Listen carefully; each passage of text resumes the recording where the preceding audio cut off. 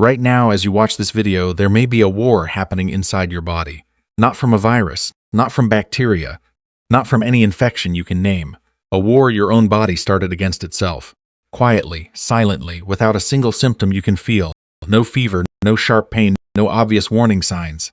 Yet deep inside your body, inflammation may already be damaging your arteries, interfering with your brain, disrupting your hormones, and slowly increasing your risk of heart disease, cancer, type 2 diabetes, Alzheimer's disease, and depression. And the most dangerous part? You can feel completely normal while it happens.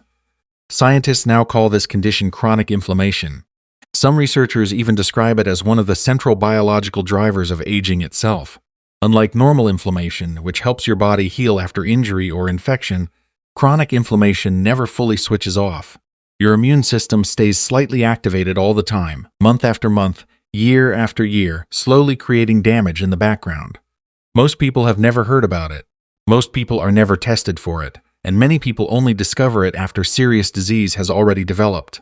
But here is the empowering part. Chronic inflammation can be measured. It can often be reduced. And many of the biggest drivers behind it are connected directly to everyday lifestyle habits most people never realize are affecting their immune system. By the end of this video, you will understand exactly what chronic inflammation is, how to test for it with a simple blood test, what fuels it inside the body, and 5 evidence-based ways to reduce it starting this week. Section 1. What chronic inflammation actually is.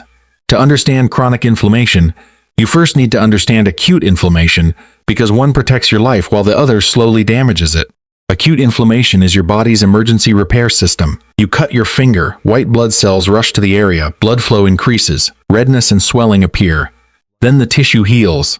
That is healthy inflammation. It is fast, targeted, and temporary. Chronic inflammation is completely different.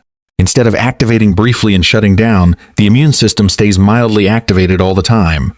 There is no infection to eliminate, no injury to repair. Yet inflammatory signals continue circulating through the body every single day. Researchers now refer to this process as inflammaging, a term used to describe the chronic low-grade inflammation associated with aging and many age-related diseases. Studies published through PubMed and the NIH show that chronic inflammation is strongly associated with cardiovascular disease, frailty, chronic kidney disease, diabetes, cancer, depression, dementia, and muscle loss. Scientists believe multiple biological mechanisms contribute to this process. Visceral body fat, oxidative stress, changes in gut bacteria, poor sleep, sedentary behavior, cellular aging, and chronic stress. Together, these factors keep the immune system in a constant low-level defensive state. And this is what makes chronic inflammation so dangerous. You usually cannot feel it. There are often no clear symptoms during the early or middle stages. You may feel completely healthy while inflammatory markers inside your blood remain elevated for years.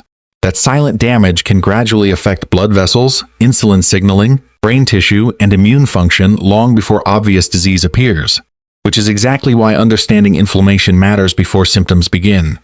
Section 2. The disease's chronic inflammation drives. This is where chronic inflammation stops sounding theoretical and becomes deeply personal. The connection between chronic inflammation and major disease is no longer considered speculative. Decades of research now show that persistent low-grade inflammation is involved in many of the leading causes of death worldwide. First, heart disease. For years, cholesterol received most of the attention, but major cardiovascular researchers now say inflammation is equally important in the development of atherosclerosis, the gradual buildup of plaque inside arteries. Harvard Medical School recently highlighted that inflammation has become a clinically actionable target in cardiovascular medicine. One major reason is because many heart attacks and strokes occur in people who do not show the traditional risk factors doctors normally screen for. The landmark CANTOS trial demonstrated something remarkable. Reducing inflammation in patients with prior heart attacks significantly lowered future cardiovascular events, even without changing cholesterol levels. Next is cancer. Chronic inflammation creates a biological environment that supports tumor growth.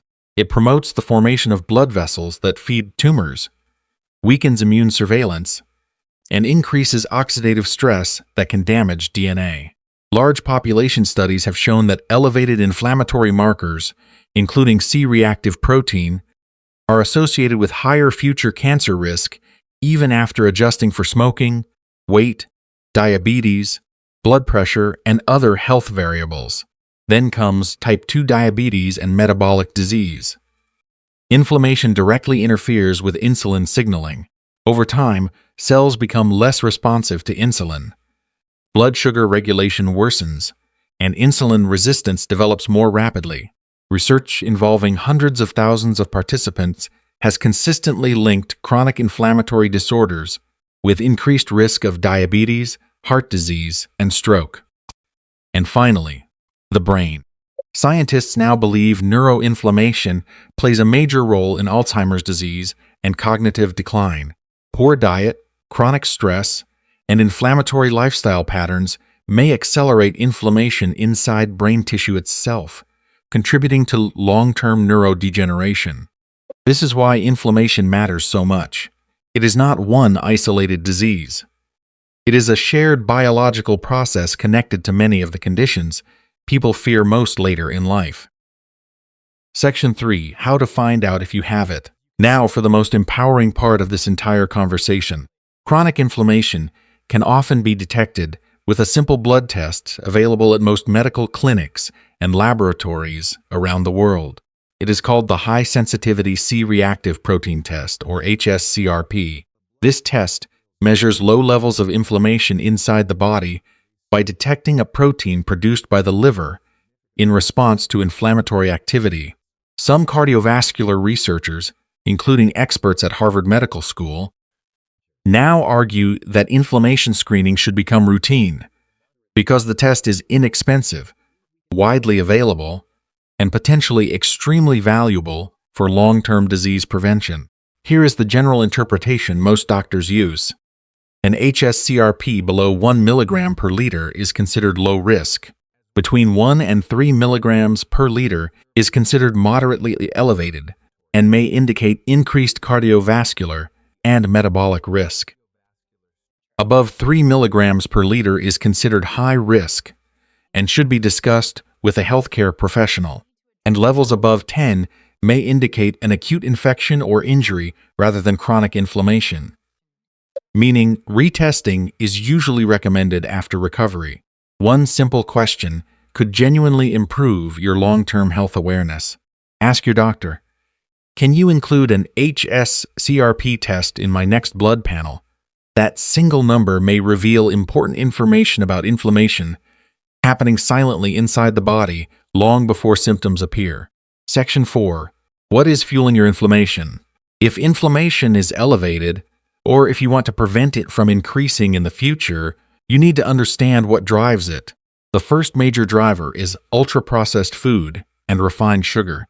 Diets high in processed meats, refined carbohydrates, artificial additives, and excess sugar are strongly associated with higher inflammatory activity. Many Western dietary patterns contain inflammatory compounds while lacking fiber, micronutrients, and protective antioxidants. The second driver is physical inactivity. A sedentary lifestyle is consistently linked with elevated inflammatory markers. Regular movement helps regulate immune activity, improve circulation, reduce visceral fat, and lower chronic inflammation over time. The third driver is poor sleep. Sleep is not passive rest. It is an active biological repair process. When sleep quality declines, inflammatory cytokines, including IL-6 and TNF-alpha, begin rising measurably. Even short periods of sleep deprivation can increase inflammatory signaling in otherwise healthy adults. The fourth driver is chronic psychological stress. Long-term stress keeps the body's stress response system activated continuously. Over time, immune cells may become less responsive to cortisol, the hormone designed to regulate inflammation, creating a paradoxical increase in inflammatory activity instead. And the fifth driver is visceral fat. This is the fat stored around internal organs inside the abdomen. Unlike subcutaneous fat under the skin, visceral fat is metabolically active and releases pro-inflammatory cytokines directly into circulation. Together, these 5 factors create the perfect environment for chronic inflammation to remain active year after year. Section 5. 5 evidence-based ways to reduce chronic inflammation. The good news is that inflammation is highly responsive to lifestyle change. The first intervention is adopting an anti-inflammatory dietary pattern. Research consistently supports Mediterranean-style eating patterns rich in vegetables, legumes, olive oil, nuts, berries, whole grains, and omega-3 fats. At the same time, reducing processed foods, refined sugar, and processed meats has been shown to lower inflammatory markers, including C-reactive protein. The second intervention is omega-3 intake.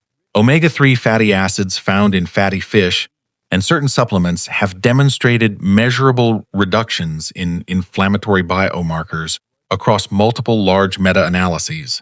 The third intervention is regular aerobic exercise. Moderate exercise, such as brisk walking, cycling, or swimming, for around 30 minutes most days, has repeatedly been shown to lower inflammation while improving insulin sensitivity, cardiovascular health, and body composition.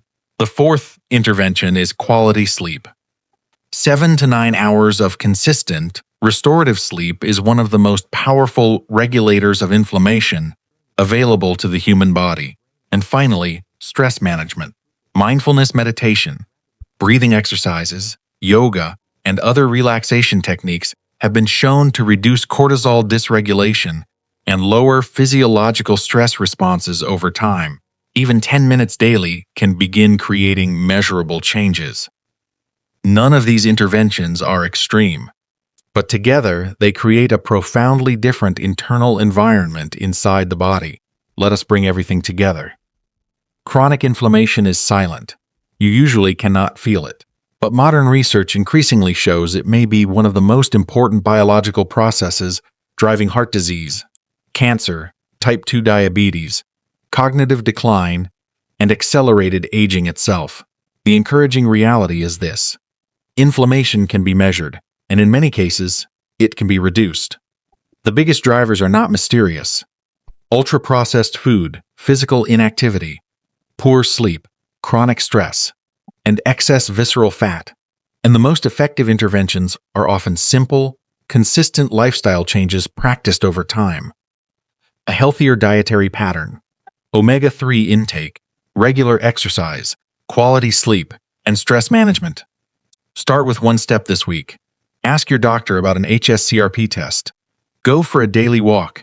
Improve your sleep schedule. Reduce ultra-processed foods. Small, consistent changes compound biologically, just like they compound financially. Because the goal is not simply living longer, it is protecting the quality of the years ahead. Every major claim in this video is supported by research from PubMed, NIH, Harvard Medical School, and peer-reviewed medical literature. All sources are listed below in the description. If you found this video valuable, share it with someone who needs to hear it, because chronic inflammation may be silent, but awareness of it should not be. Thank you for watching, and I will see you in the next video.